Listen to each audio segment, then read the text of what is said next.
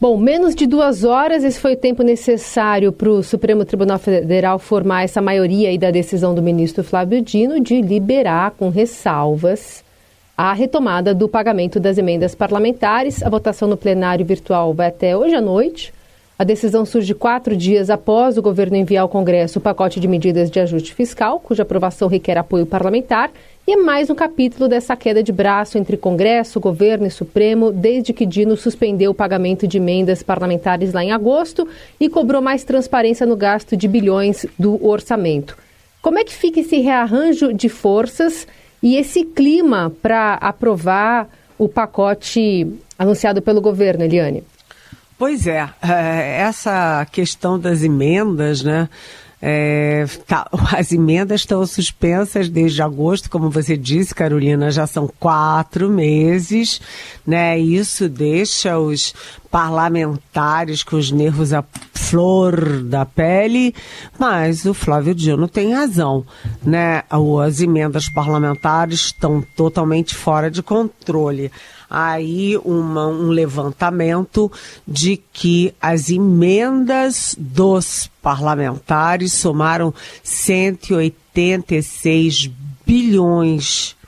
Vou repetir, 186 bilhões de reais entre 2019 e 2024. E a previsão de emendas para 2025 no orçamento da União é de 50,5 bilhões de reais. Ok. Como eu sempre falo aqui na nossa Rádio Eldorado, as emendas são legítimas, sim. Os parlamentares são eleitos pela sua base, conhecem as suas bases, os seus municípios e têm direito de destinar recursos para projetos prioritários, ok. Mas isso aí, gente, está totalmente fora de qualquer razoabilidade. 186 bilhões em 5 anos é um absurdo, é um escândalo. E, enfim, o Flávio Dino exigiu o mínimo, né? Exigiu o mínimo, que haja transparência e rastreabilidade. Agora, o Congresso aprovou e o presidente Lula sancionou um projeto dando uma certa ordem nessa bagunça, né? Criando regras, criando limites, mas o Flávio Dino, ao decidir liberar, né, ele acrescentou, ele fez ressalvas, acrescentando mais, vamos dizer, não é exatamente detalhes, mais regras, mais exigências para a liberação das emendas. Então, uma delas é o mínimo dos mínimos, que é a identificação do autor, né? Quem é o deputado, quem é o senador que está apadrinhando aquela emenda. Segundo, né, para qual projeto está indo essa verba, né? Qual é o plano de aplicação dessa verba, que possa ser monitorado. Estão sendo cumpridos os prazos, os valores, as etapas? E, por fim, né, o Flávio Dino exige, o que também, vamos combinar, é o mínimo dos mínimos, é que haja limites, haja um teto para o aumento anual desses valores das emendas. Bem, agora a Procuradoria-Geral da República está estudando se vai questionar ou não e pedir mais um aperto ali no projeto que foi aprovado no Congresso, porque as emendas deixaram de ser uma questão do Congresso para ser uma questão nacional gravíssima. Só para lembrar, né? Porque tudo isso está se falando em valores, em falta de transparência, falta de rastreabilidade, mas tem também uma outra questão que não é um detalhe, que é a questão dos desvios, né? Se é tudo no escuro, pode ter muito desvio. E, na verdade, há, né? Não faz o menor sentido um senador do Amapá enviar recursos para o Paraná, né, para tratores no Paraná. Isso realmente não cheira muito bem. E isso acontecia com uma frequência muito mais do que a, vã filosofia poderia imaginar.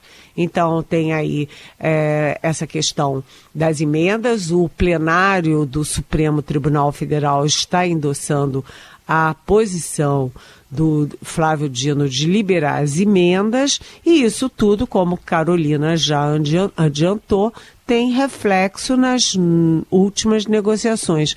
A gente está ali no apagar das luzes de 2024, Natal chegando, recesso parlamentar e recesso do judiciário ali batendo a porta, e tem muita negociação, por exemplo, no pacote de gastos.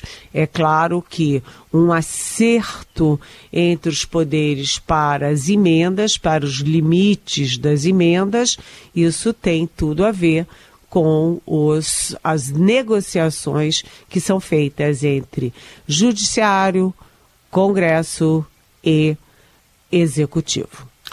Bom, já que estamos falando de negociações, né, Eliane, o governo mandou ontem à noite lá para o Congresso a proposta de emenda à Constituição com as novas regras aí do pacote de gastos, aquelas regras que foram anunciadas lá, bônus salarial, outras medidas de corte.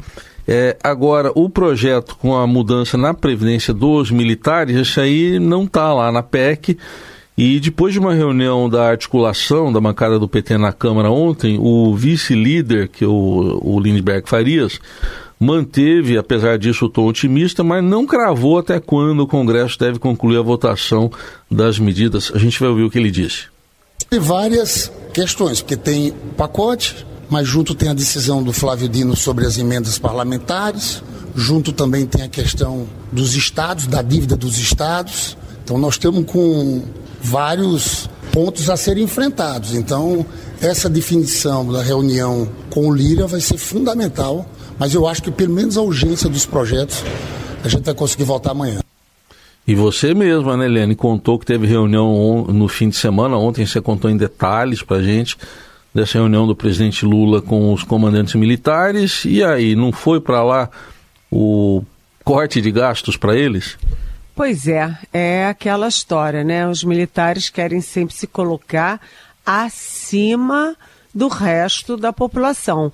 E cá para nós, eles não estão com essa bola toda. As Forças Armadas estão num momento muito delicado, eu diria até dramático, quando tantos oficiais generais, né, estão aí na mira da Polícia Federal, do Supremo Tribunal Federal, por nada menos, nada mais do que um ato profundamente antipatriótico, que é a tentativa de um golpe de Estado, né? E aí a gente viu também, teve essa reunião do presidente Lula com o ministro da Defesa, Zé Múcio, e os 3 comandantes, Exército, Marinha e Aeronáutica, em pleno sábado, né, fora da agenda, e agora a gente vê que a questão dos militares ficou fora da PEC. Você já tem um projeto de lei complementar, agora uma proposta de emenda à Constituição,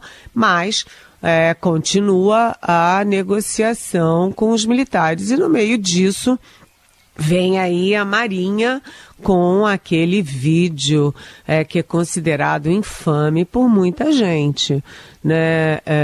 Inclusive dentro do Palácio do Planalto. E ontem, por exemplo, a presidente do PT, a Gleice Hoffmann, declarou que o vídeo da Marinha foi um erro grave, né? Eu concordo, neste caso eu concordo, para fazer um vídeo em que um dos personagens é um soldado da Marinha que é uma réplica, né, a cara do ministro da Fazenda, o Fernando Haddad, e nesse vídeo eles mostram os civis na praia, né, passeando alegremente e os militares da Marinha dando duro. Bem, a minha vida não é assim um mar de flores e eu não vivo na praia. E eu imagino que a população mais pobre desse país, a população civil, não tenha essa festa toda na sua rotina, no seu dia a dia, não. Né? E além disso, cá para nós, aqui baixinho em família, a Marinha está no alvo, porque das 3 Forças Armadas foi a única, né, que o comandante, que na época era o almirante Almir Garnier, foi a única das 3 forças que apoiou a ideia do golpe do Jair Bolsonaro. Tanto que o almirante, então comandante da Marinha, é um dos 37 indiciados pelo golpe. Então foi um mau passo da Marinha, fica, sabe, cantando de galo na hora errada, quando devia baixar a crista. Então é ruim, prejudica a negociação e deixa o governo numa situação desconfortável, deixa o próprio presidente numa situação confortável. A Marinha faz um papelão desses e o governo ainda adia a decisão sobre as Forças Armadas, sabe? Não é hora para isso, gente. Eliane Cantanhede conosco para falar sobre alguns aspectos econômicos. Primeiro, essa puxada pelos setores de serviço e indústria, a economia brasileira crescendo 0,9% no terceiro trimestre na comparação com os 3 meses anteriores, segundo o IBGE. Resultado do PIB ficou dentro do esperado pelos analistas ouvidos pelo Projeções Broadcast, cujo intervalo variava de uma alta de 0,5% a 1,2%, mas veio acima da mediana das previsões, que era uma alta de 0,8%. É um desempenho que mostra uma desaceleração em relação ao segundo, quando a economia brasileira avançou 1,4%, mas ainda é considerado um bom resultado, considerando que se esperava um crescimento mais modesto para esse período mesmo. E é com esse contexto, né, Eliane, que a Fazenda tem reuniões aí com líderes do governo para tentar, com essa pressa aí de 3 semanas, explicar e passar o pacote que começou a apresentar ontem. Pois na verdade esse PIB aí, né, ele realmente desacelerou um pouco em relação ao último trimestre, mas ele cresceu, avançou 4% em relação ao mesmo trimestre de 2023. Ou seja, o problema do Brasil neste momento não é de crescimento. O Brasil tem outros problemas e o grande problema continua sendo a questão fiscal, né? O desequilíbrio fiscal. Você tem um pacote de corte de gastos que, em vez de ajudar, foi lançado muito atabalhoadamente, irritou o mercado, o dólar disparou. E o dólar ontem, por exemplo, estava no recorde de R$6,07, gente, nunca antes visto, né? E isso significa o seguinte: tem previsão de aumento, e não é pouco não, por exemplo, na área de serviços e de consumo, né? Alimentos, higiene, beleza, eletrodomésticos, tudo que tem um cálculo que, enfim, depende muito do dólar. Isso significa pressão sobre a inflação. A inflação já ultrapassou a meta, a inflação que estava indo muito bem já ultrapassou a meta, então você tem aquele tal do círculo vicioso, que você tem dólar disparando, inflação aumentando e qual é o passo seguinte? Juros altos. O Gabriel Galípolo, hoje diretor, e amanhã, logo, né, no ano que vem, ele assume a presidência do Banco Central. Ele já admite, primeiro, que não vai intervir no câmbio.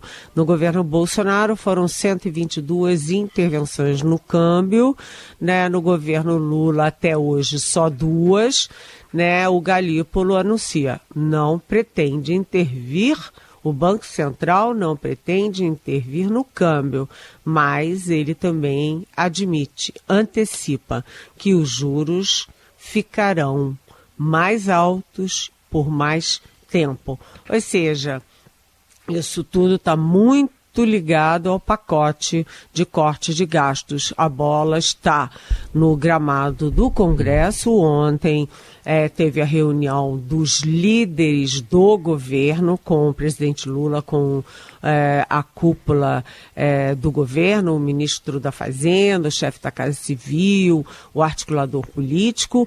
Hoje haverá reuniões no Congresso com os líderes partidários, com o comando da Fazenda. Ainda não está muito batido martelo se o próprio Haddad vai participar, mas a equipe dele vai explicar tintim por tintim, né? Vai depurar ali o pacote e pedir rapidez. É possível que já saia aí a aprovação da urgência ainda hoje, porque urgente é mesmo, né? Porque tem a questão fiscal e tem todo esse processo que vai em ondas e que vai chegar na questão dos juros. Então, um momento muito decisivo para a economia. E o Congresso tem muita responsabilidade nisso.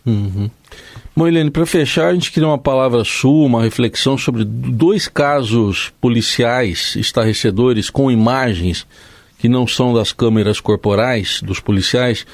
Um deles de um rapaz negro de 26 anos, o Gabriel Renan da Silva Soares, que é executado a tiros por um policial militar, o Vinícius de Lima Brito, em frente a um mercado na Zona Sul. Esse crime já faz um mês, foi em 3 de novembro, mas agora que as imagens vêm a público, o policial foi afastado.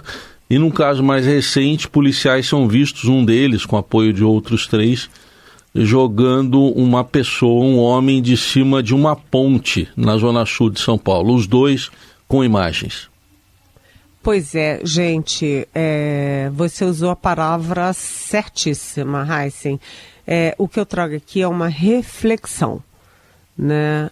A justiça é paga pela sociedade brasileira para fazer justiça, né? As Forças Armadas são pagas pela sociedade brasileira para fazer a defesa da pátria, né? A polícia no Brasil inteiro é paga pela sociedade brasileira para defender, para cuidar dos cidadãos e das cidadãs, né? Quando você tem policiais que agem como assassinos, você embola policial, que é da defesa da cidadania, com o criminoso que assassina a cidadania, tem muita coisa errada nisso aí. As imagens são muito chocantes. Aquele policial empurrando o cidadão de cima de uma ponte, sabe, num rio, isso é assassinato. Né, assassinato.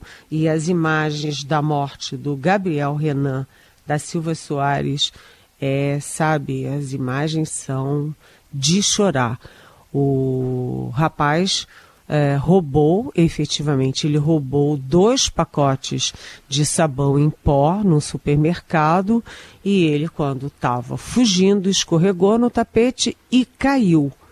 Veio o policial pelas costas e deu 13 tiros pelas costas e matou o rapaz. Peraí, como é que você mata alguém desarmado pelas costas porque roubou 2 pacotes de sabão em pó? Né? Sabe, isso é um criminoso perigoso para a sociedade, não é um policial pago para defender a sociedade. E agora a CNN traz uma informação que é arrepiante, né? Porque o PM Vinícius de Lima Brito, que tem 24 anos, ele foi reprovado no primeiro teste psicológico para entrar na PM de São Paulo por problemas de sociabilidade e descontrole emocional, né? A polícia de São Paulo é considerada e é, na verdade, a polícia mais bem preparada do país. Se isso acontece em São Paulo, imagina o que acontece no resto do nosso país. Precisamos ter mais cuidado com as nossas instituições e os nossos oficiais. Eu digo oficiais porque são agentes do Estado para defender a cidadania. Muito bem, uma reflexão para a gente ter aí, também pensar em letalidade policial, né, que também está crescendo, e o que deve acontecer com essas novas câmeras que estão chegando aqui aos policiais militares de São Paulo, câmeras que vão poder ser acionadas apenas quando o policial quiser, né? Vai ter que ser um acionamento intencional. Hoje as câmeras funcionam em full time. Vamos ver como é que isso ajuda ou não esses dados e esse tipo de comportamento que aparentemente não tem nenhum receio de ser penalizado, né? Se combina a versão, se tem uma liberdade para agir de forma violenta e fora dos procedimentos muito grande hoje. Vamos ver como isso vai ficar. Isso me lembra o então ministro da Fazenda do governo Itamar Franco, o embaixador Rubens de Cúpero, que é um grande cidadão, um grande diplomata e uma pessoa de quem eu gosto muito, mas ele escorregou, ele não sabia que os microfones estavam ligados e disse o seguinte: o que é bom a gente mostra, o que é ruim a gente esconde. É óbvio que na hora de matar, né, de assassinar um cidadão indefeso, a câmera vai estar desligada. Na hora de ser bonzinho, a câmera vai estar ligada.